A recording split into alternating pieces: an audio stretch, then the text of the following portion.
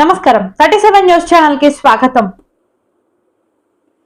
రాష్ట్ర సచివాలయంలో deputy CM బట్టి విక్రమార్క మల్లు గారు 2024-2025 ఆర్థిక సంవత్సరం వార్షిక బడ్జెట్ కోసం టూరిజం, ఎక్సైజ్, సాంస్కృతిక శాఖ మంత్రి శ్రీ జూపల్లి కృష్ణారావు గారితో బడ్జెట్ రూపకల్పన కోసం సంబంధిత అధికారులతో సమీక్ష సమావేశం నిర్వహించారు. ఈ సమావేశానికి సంబంధిత శాఖల అధికారులు పాల్గొన్నారు.